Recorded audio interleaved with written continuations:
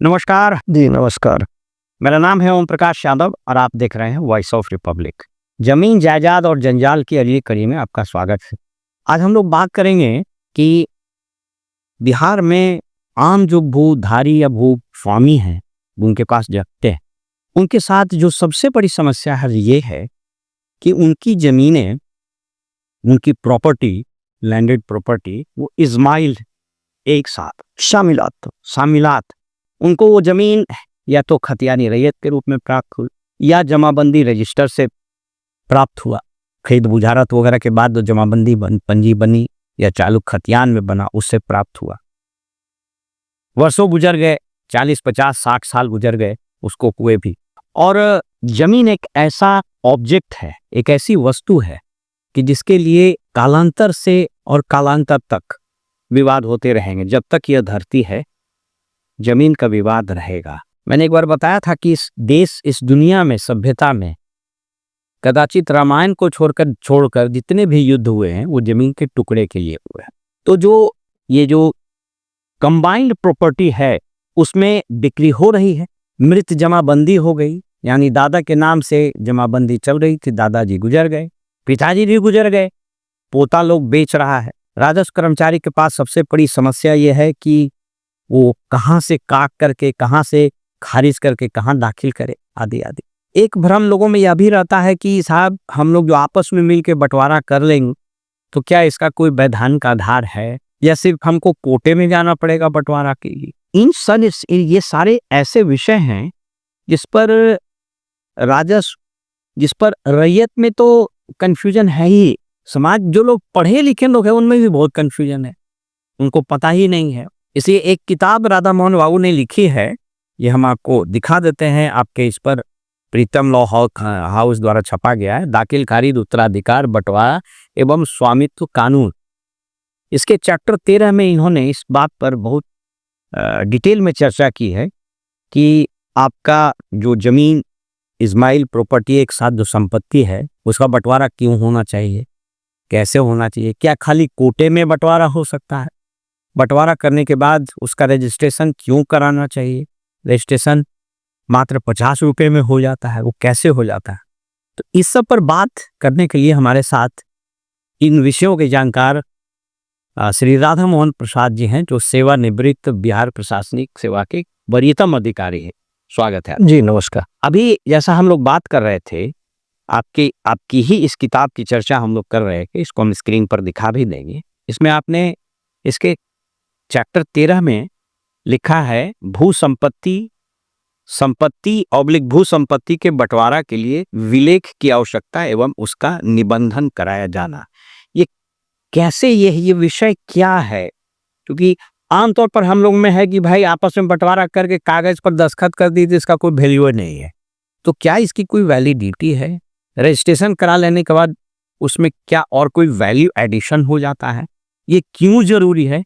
इन सब पर हम चाहते हैं कि थोड़ा संक्षेप में, वैसे आपका किताब तो हम लोग रेफर कर ही रहे हैं, जो दर्शक या जो रेवेन्यू से रिलेटेड जो कर्मचारी, राजस्व अधिकारी और कर्मी हैं, उनको तो जरूर ये किताब रखना चाहिए और उनको पढ़ना चाहिए। तो हम चाहेंगे कि आम रैयत के लिए भी संक्षिप्त में, आम आदमी की समझने की भाषा में इस विषय पर थोड़ा एक्सप्लेन कर दिया जाए। धन्यवाद। हम लोग का जो बंटवारा संबंधित विषय है, वो विषय कमोबेश बिहार के जो कृषक समाज हैं, जो जमीन जोतते हैं, जो भूधारी हैं, उनके बीच एक बहुत महत्वपूर्ण विषय के रूप में है। इसका कारण ये है कि किसी भी व्यक्ति को जो जमीन प्राप्त होती है और उस प्राप्ति का स्वरूप 3 प्रकार से होता है। जैसे संयुक्त परिवार की संपत्ति हुई, तो संयुक्त परिवार की संपत्ति दादा के नाम से है, तो उनके 4 पीढ़ी नीचे तक के लोग दादा की संपत्ति में हिस्सा प्राप्त करते हैं। अच्छा, 4 पीढ़ी तक के लोग प्राप्त करते हैं। दादा मरे तो उनके पुत्र हुए, फिर उनके पुत्र हुए, फिर उनके पुत्र हुए, यानी 4 पीढ़ी तक वो चलता। और हिंदू सक्सेशन एक्ट, यानी हिंदू उत्तराधिकार अधिनियम 1956 की अनुसूची दी हुई है, सेक्शन 30 के बाद अनुसूची 1 और 2, उसमें वर्ग 1 के उत्तराधिकारी हैं और वर्ग 2 के उत्तराधिकारी हैं। और बंटवारा को हिंदू सक्सेशन एक्ट, हिंदू उत्तराधिकार अधिनियम के की धारा 6 में डील किया गया है कि बंटवारा कैसे होगा, यानी उत्तराधिकार के आधार पर बंटवारा। उत्तराधिकार प्राप्त होगा किसी को, उत्तराधिकारी होंगे, पिता मरेंगे। ये ध्रुव सत्य है कि जब कोई व्यक्ति होगा तो वो मरेगा ही, उसके बाद जो उसके नियरेस्ट होंगे उनके बीच संपत्ति का बंटवारा होगा। तो उस बंटवारा के तरीके को बताया गया है, और बंटवारा में किन किन लोगों को कितना हिस्सा मिलेगा, कैसे मिलेगा, इसको बताया गया है। ये हिंदू उत्तराधिकार अधिनियम है। यानी उत्तराधिकार होगा पिता की संपत्ति में, संयुक्त परिवार की संपत्ति में, पैतृक संपत्ति में, पिता के स्वर्जित संपत्ति में। अगर पिता बिना किसी को गिफ्ट किए हुए, विल किए हुए मर जाए तो उनकी जो स्वर्जित संपत्ति होती है वो उनके नियरेस्ट जो होते हैं, वर्ग 1 के उत्तराधिकारी, वर्ग 2 के अधिकारी जैसा होगा, उसके बीच बंटवारा होता है। तो हमारा जो ये बंटवारा है, राज्य सरकार ने लोगों के कल्याण के लिए, वेलफेयर के लिए इसका 2 रूप रखा है। एक कोर्ट के माध्यम से बंटवारा, एक अन्यथा बंटवारा। उस अन्यथा बंटवारा में लोग आपस में बंटवारा कर लेंगे। ऑनरेबल सुप्रीम कोर्ट ने कई केसेस में, 1966 में भी, 1972 में भी, 1982 में भी, कई केसेस में ऑनरेबल सुप्रीम कोर्ट का वर्डिक्ट आया, एक नियमन दिया गया कि आपसी किया हुआ बंटवारा वैध है। अच्छा, आपसी बंटवारा वो भी साक्ष्य में ग्राह्य है, किंतु अगर परिवार के सदस्यों के बीच बंटवारा होता है और उस बंटवारा में कोई शर्त होता है, तो उसका एक विलेख, उसका एक जो अनुसूची बनती है उसका रजिस्टर्ड कराना आवश्यक होता है। अगर कोई शर्त होता है तो और वो भी साक्ष्य में ग्राह्य होगा, एविडेंस के लिए। निबंधन अधिनियम 1908 का सेक्शन 49 है, 49 में दिया हुआ है कि जब दस्तावेज पंजीकृत हो जाता है तो साक्ष्य में ग्राह्य होता है। भू संपत्ति का विवाद किसी फैमिली में होता है, किसी फैमिली में नहीं होता है। ये समय के हिसाब से भू संपत्ति का विवाद होता है। तो उसी को अधिनियम में 1908 के अधिनियम में, निबंधन अधिनियम में सेक्शन 49 में ये प्रोविजन किया गया कि कोई दस्तावेज रजिस्ट्रीकृत हो जाता है तो साक्ष्य में ग्राह्य हो जाता है। और इसीलिए उसका जो सेक्शन 17 है, सेक्शन 17 का 1 का बी अगर आप लोग पढ़ेंगे, उसमें कई दिए ABCDEF रजिस्ट्रेशन एक्ट में, उसमें दिया हुआ है कि बंटवारा के भी दस्तावेज को निबंधित करा लेना चाहिए। क्यों निबंधित कराना चाहिए? उसका फायदा ये होता है कि 100 रुपए से अधिक के मूल्य की संपत्ति निबंधित होनी ही होनी है। निबंधन अधिनियम में इसका प्रोविजन किया हुआ है, प्रावधान किया हुआ है। और इसको ध्यान से सुन ली, 100 रुपए से अधिक की संपत्ति अगर ट्रांसफर होता है या फिर जैसे भी आप प्राप्त करते हैं, it has to be registered under the provisions of registration act 98। तो जो भी प्रॉपर्टी है, प्रॉपर्टी का दाम, भू संपत्ति का दाम अब बेहिसाब बढ़ा है, काफ़ी बढ़ा है। तो अगर हम बंटवारा करते हैं तो नया जो हम लोगों का अमेंडमेंट हुआ 2005 में हिंदू उत्तराधिकार अधिनियम में, उसमें एक बंटवारा की परिभाषा स्पष्ट कर दी गई। सेक्शन 6 के सब सेक्शन 5 का 2 और 1 बड़ा इंपॉर्टेंट है, बहुत महत्वपूर्ण है। उसमें स्पष्ट कर दिया गया कि बंटवारा मीन्स, यानी बंटवारा का अर्थ होता है न्यायालय बंटवारा और रजिस्टर्ड बंटवारा। अच्छा, तो न्यायालय का बंटवारा होता है, जब न्यायालय के द्वारा बंटवारा हो गया तो अपने आप में वो टाइटल हो गया। किंतु अगर रजिस्टर्ड हो गया बंटवारा, तो बंटवारा रजिस्टर्ड तभी होगा जब सब पक्ष आपस में सहमति करके उसका बंटवारा करा लेंगे आपसी सहमति से। और आपसी सहमति में किसी को कोई पैसा नहीं लगता है, थोड़ा सा अपने अहम को हटाना पड़ता है कि फलाने ने ज़्यादा जमीन ले लिया, फलाने ने मूल्यवान संपत्ति ले लिया, फलाने ने कम ले लिया, और उसको विवाद का विषय लोग बना देते हैं। थोड़ा सा परिवार का माहौल बनाते हुए जो परिवार के वृद्ध जन हैं, परिवार के पंच हैं, वे लोग अगर करा देते हैं तो राज्य सरकार ने वेलफेयर के लिए 50 रुपया ही इसके लिए प्रोविज़न किया है कि आप 50 रुपया खर्च करें और निबंधित इसको करा लें। निबंधन का मतलब ही हो गया कि वो अब साक्ष्य में ग्राह्य हो गया। तो वो बंटवारा अगर हो जाता है तो एक बहुत बड़ा दस्तावेज बन जाता है, और उस दस्तावेज के आधार पर आप नामांतरण करा सकते हैं, आपकी जमाबंदी कायम हो सकती है। ये इसको कितनी बड़ी बात आज हो रही है, और अगर इसको हमारे दर्शक समझें या फिर हम लोग बताएं ना कि ये सारी चीजें हम लोग अवेयरनेस के लिए बता रहे हैं। ये अवेयरनेस में कितनी कमी है। आज की तारीख में जो समाज में विद्वेष हो रहा है उसके पीछे अन्य कारणों की वजह सबसे बड़ा कारण संपत्ति, भू संपत्ति। जितने मुकदमे आप देख लीजिए, इनफैक्ट सरकार तो इसको लेकर के परेशान है कि जो क्राइम होता है उसमें ज्यादा हिस्सा लैंड से रिलेटेड डिस्प्यूट्स का होता। अब अभी हम अपनी बात यहीं तक सीमित रखते हैं। आपके पास संपत्ति है, आपके दादा के नाम से, आपके पिता के नाम से, पिता नहीं रहे या पिता जीवित ही हैं, सब मिल बैठ जाइए।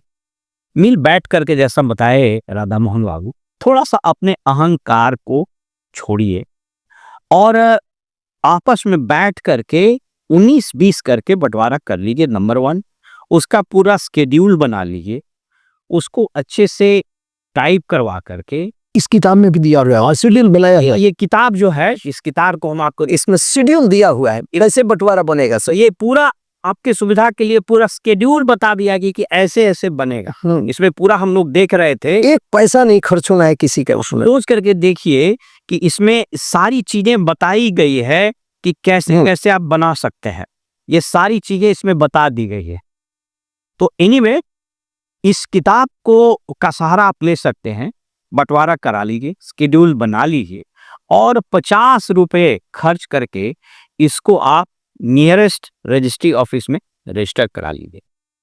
जैसा बताए राधा मोहन बाबू कि सुप्रीम कोर्ट ने भी कहा है कि सार बंटवारा अदरवाइज हो, बंटवारा 2 ही तरीके से होगा, या तो कोर्ट से होगा जो बहुत महंगा, बहुत लेल्दी है, और अदरवाइज जो बंटवारा होगा उसको अगर रजिस्ट्रेशन एक्ट के तहत आप 50 रुपया दे करके रजिस्टर करा लेते हैं तो ये एक सॉलिड टाइटल का डॉक्यूमेंट मिल जाएगा, आपका डॉक्यूमेंट हो जाएगा और ये एविडेंस एक्ट के तहत स्वीकार एविडेंस हो जाता है, डॉक्यूमेंट हो जाता है। यानी आपके पास एक मजबूत कागज हो जाएगा और आपके परिवार की समस्या का भी समाधान होगा। एम आई राइट? बिल्कुल सही।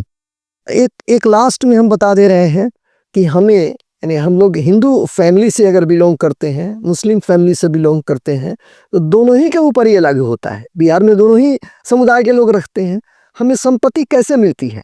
तो हमें संपत्ति मिलती है किसी भी, इधर हिंदू इधर मुसलमान, उत्तराधिकार के आधार पर मिलता है। और वो उत्तराधिकार मिलता है हमें पैतृक संपत्ति में, संयुक्त परिवार की संपत्ति में, पिता की स्वार्जित संपत्ति में। दूसरा, हमें संपत्ति पर अधिकार मिलता है जब हम क्रय करते हैं, किसी से खरीदते हैं तो हमें स्वामित्व उसका मिल जाता है। चौथा एक मोड होता है कि सरकार लैंडलेस पर्सन को, मैंने गरीब आदमी है, उसको अपनी भूमि संपत्ति में देती है, अपनी देती है, सरकारी जमीन देती है। किंतु एक और तरीका है जिससे संपत्ति प्राप्त हो जाता है, वो है दैववश प्राप्त संपत्ति। अच्छा, दैववश प्राप्त संपत्ति। आज चाचा के नाम पर जमाबंदी चल रही है, पिता के नाम पर जमाबंदी चल रही है, पिता जिंदा है। जब तक जिंदा है, इधर हिंदू इधर मुसलमान, किसी को उत्तराधिकार नहीं, वो पिता से ये नहीं मान सकता कि हमारा उत्तराधिकार है, हमें आप प्रॉपर्टी दे दे। लेकिन दैवश, घटनावश अगर पिता की मृत्यु हो जाती है, कोई भी बच्चा आजकल का पढ़ा लिखा है, वो चाहता है कि हम अपने आधुनिक तरीके से भू संपत्ति का उपयोग करें, तो वो नहीं कर सकता है, इसलिए कि परिवार में सहमति नहीं बन पाती है। बहुत तरीके, बहुत सारे प्रॉब्लम्स उठते हैं। लेकिन अगर वही चाचा, वही पिता अगर मर जाते हैं तो अचानक वो उत्तराधिकार में उसे प्राप्त हो जाता है, दैववश प्राप्त संपत्ति। और इस चीज को हम और अलग कर देते हैं, जो आपके उस जमाबंदी में जाने वाला है। दैववश प्राप्त संपत्ति कौन सी होती है? दूसरी, नदी में आपकी जमीन है, पानी बह रहा है, अचानक नदी ने अपना स्थान परिवर्तन कर दिया, कोर्स चेंज कर दिया। 50 साल से नदी बह रही है, अचानक नदी ने अपना धारा परिवर्तित कर लिया, चली गई, और वो जमीन अब कृषि योग्य हो गया। वो अब आपको दैववश प्राप्त संपत्ति हो गई।